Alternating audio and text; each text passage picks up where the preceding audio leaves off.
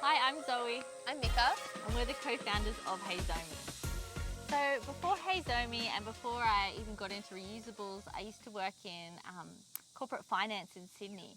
And I was for a big time, I was on the trading floor, which is a really male-dominated area. It's a very fast-paced environment. And some days I would just have back-to-back meetings, or I'd be doing a site visit with a client.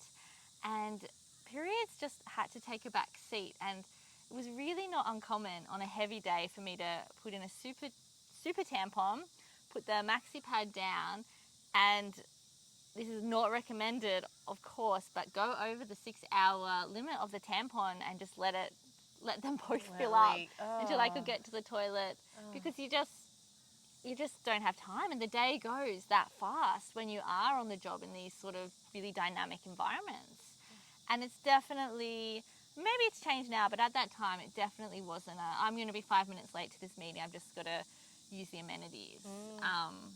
You're really working extra to be up to the level, even though you were up to the level, but to prove yourself in a male environment, you were really conscious of these things. So before Hey Zomi, I was a teacher. I was working in an international school in Malaysia. And before that, I was in Argentina. And there was probably two things that affected my period management. Being a teacher in a school, you're with kids all day. I didn't have a chance to go to the bathroom, maybe at break time if I wasn't on duty. And it seemed like all the teachers were in that bathroom at that time. So it was like, it didn't really even get to a bathroom. I was using tampons, and sometimes they wouldn't properly work for me. I would end up leaking. I never wanted to wear pads. You in the tropics? Yeah, Malaysia is so hot, and you're running around all day, and you just to be on with a pad, it just isn't. It's a no. It was a no. So, when you knew that you really needed to go to the bathroom, even just to check because you didn't want to be leaking, and it was really stressful. So there, yeah, that was kind of how that would work. And then we traveled so much. Like, I remember, like, every third week we had flights we were taking. I had conferences I was going to. It was really fun, really amazing, but with a period. Yeah. That was really stressful. And actually in Malaysia, I lived there for like 8 years, but in the first 5 years, you couldn't get tampons in Malaysia. So, if you remember, I would stock up. I would come to Coles in Australia and buy. Like, I always was a bit worried that, like, immigration in Malaysia would open up my bags and there'd just be, like, boxes of tampons. Side business. Side business of tampons. Anyway, yeah. And then when tampons came out in Malaysia, it was really expensive, and you only got the box of, like, 6 or 8 tampons. Yeah. So it was really stressful and inconvenient, and not ideal. Yeah, not the way not it needs ideal. to be. Yeah, not ideal. No. So I've been thinking about using reusables for a little while. I actually was just fed up with tampons and pads, and I'd been sort of Googling it and was overwhelmed. And this was like 7 years, maybe 5 to 7 years ago. And even then, like, there were like a few good players in the market, and trying to choose between them I found really hard. So I was procrastinating. And then the year after, I was traveling to Timor-Leste, and I didn't know what the sanitary product environment would be like there, and I didn't want to get stuck. I'd already heard all Mika's importing tampon stories, and so one night I just had a dream that it was like apocalyptic end of world times, and we were all like running around chasing zombies sort of vibe. And I got my period, and it's like there was no showers, there was no pads. This is in a dream. Yeah, and I was just like, I was like the weak party because I got my period, and I was like, no, like, I want to be completely self-reliant. I don't want to be reliant on the supply chain. We could make a movie of that. Like, you're the weakest link if you have a period. Yeah, and the zombies were all coming for me. So this dream started Hey Zomi.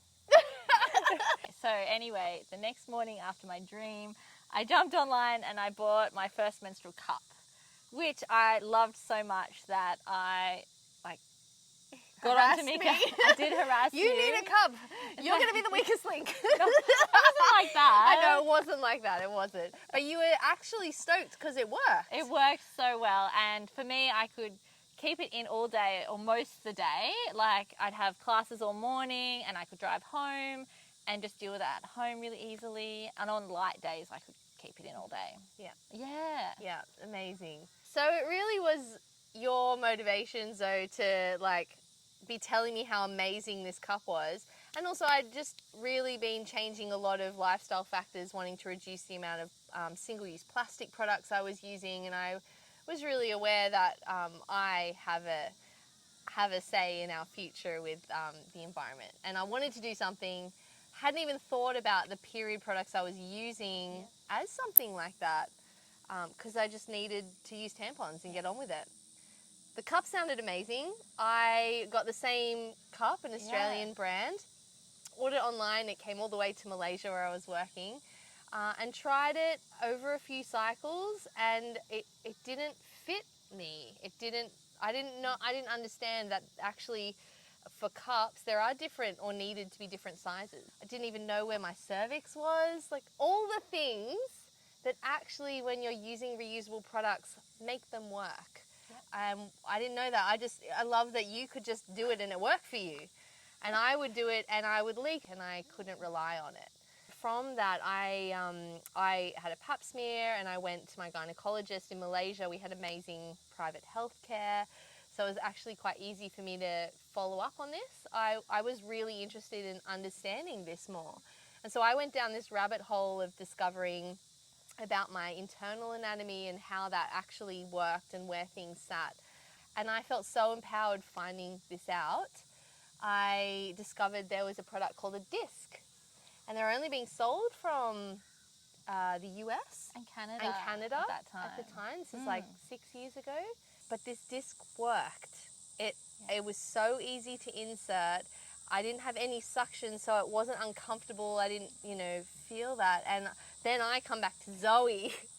And actually, not just Zoe, like, I started a WhatsApp group It's with still every going, woman I actually, know. all these years later. Yeah, talking about not only like menstrual health issues or products, but everything to do with our anatomy and understanding. Interesting, because the cup works so well for me that when you said, you've got to try the disc, I procrastinated because I just didn't see the value. But eventually the harassment got to such a level that I peeked over and ordered one, and it was actually really life-changing. With my cup, like the heavy days, it wasn't quite there, and by the end of my period, the suction, I'd be like, oh, I've got to empty it, oh, or I've got to pop it in, oh, which I don't get with the disc, which is really good. And the disc I do like all day on my heavy day. I think I got a good period. Well, it's just a higher capacity product. Yeah. And that makes a difference. We loved using our discs, and I guess for me personally, I was really excited. For the first time, I felt like people were thinking about menstruators and making better products. We've just been so, compliant or comfortable with what existed that we didn't realise it was really below par. Mika and I had so many great ideas about how we would improve this disc for ourselves that we thought, let's contribute to the conversation, let's contribute to the solution and make the Hey Zomi disc. And so we're so excited to be bringing the Hey Zomi disc to Australia and to the world. And of course, if you've got any questions about the product or how it works, feel free to reach out to us through our website or even on Instagram message, and we're the ones answering your questions.